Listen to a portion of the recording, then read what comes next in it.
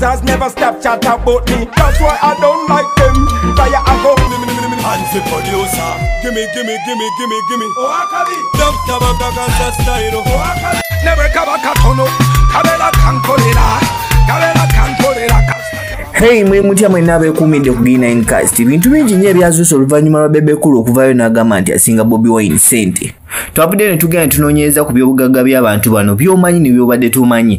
Naye nga bwe kiri toyinza kwogera ku Bobi Wine na Bebe Kulu n'otayogera ku Kamiri naye twamugassemu mu lutawa luno. Era olwaliro ngenda balaga ebyobugagga byabwe by'obadde omanyi ne byobadde tomanyi. Kati nno zaake tuveewo.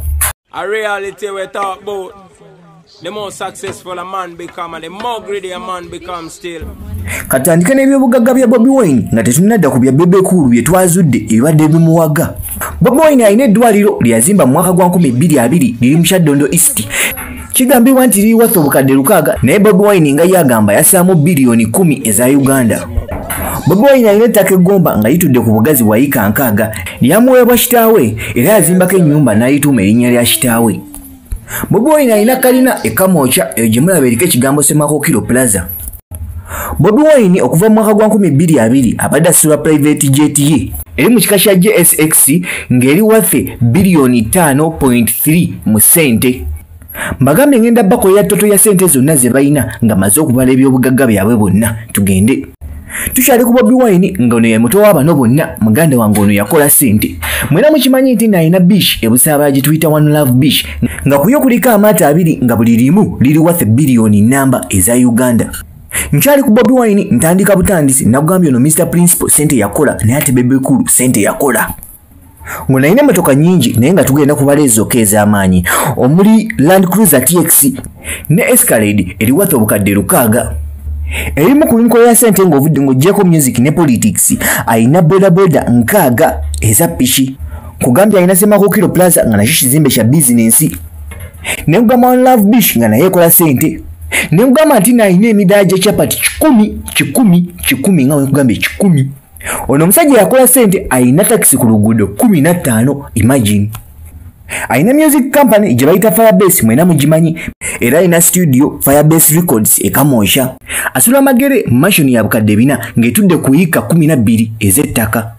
N'ebyobugagga bingi bye tuwulireyo mu nkuubo bye tutasobola bagamba wansonga tetunnaba bikakasa kati katugende ku munene Jose Chameleone.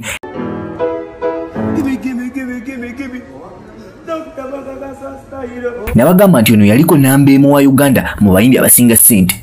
Jose Chameleone muntu wakwejalabya era Forbes emuteeka mu kifo kya 9 mu bayimbi abasinga luxuries mu Africa. Bwenjogera ku luxuries katandike n'emmotoka. Aina Cadillac Escalade nga jugula $10,000 ejja $. Aina convertible Mercedes Benz, aina Dodge Charger ngeno sports car, aina Bentley convertible, aina Range Rover Sport, aina Rolls Royce Phantom 4 millions. Nga omanyi Rolls Royce zezimu ku motoka esiyasinze ebbeeyi. Gyeko mokaddiwa gyeko mokulinnya ebbeeyi.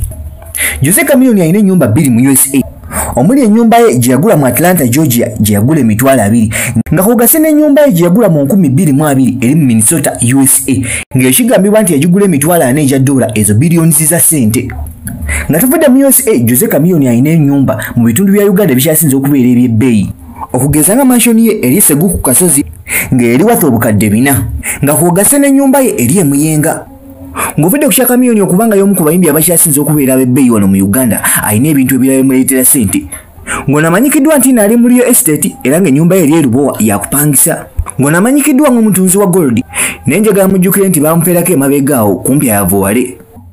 Ng'ono ambasada w'ebitongole ebisuuka mu 5 mu Uganda omuli Hema Water ng'omu yayolamu obukadde 5 bamufuula ambasada wa Busoga Tourism mu mwaka gwa 2024 era bamusasula. Ye Crown ambasada wa Pepsi era ye ambassador wa Star Times mu Uganda ate era ye ambassador wa iDroid USA mu Uganda.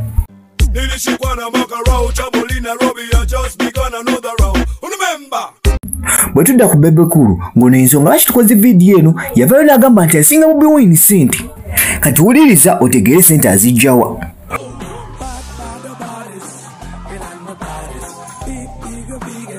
Omwami Bebe Kulu ye ambassador wa TB mu Uganda nga kwogase ne Guinness. Ono alina rental mansion erubowa era alina Gagamel online TV. Yasobola okugula Prado V8 ng'eya bukadde 600 eza Uganda. Alina Mercedes Benz compressor. Aina Shiwatula Apartments babaza tabbo.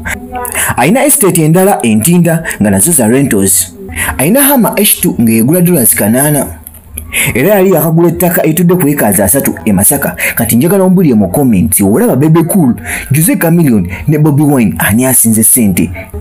Otala lugula mu comment section naye tuwerabira ku likinga video, subscribinga kubanga tukyaleeta entertainment news sawa yonna. Mwesiriwaza mbwera mbwe abaana abato bakabi omanyi ekizibu kye tulina case era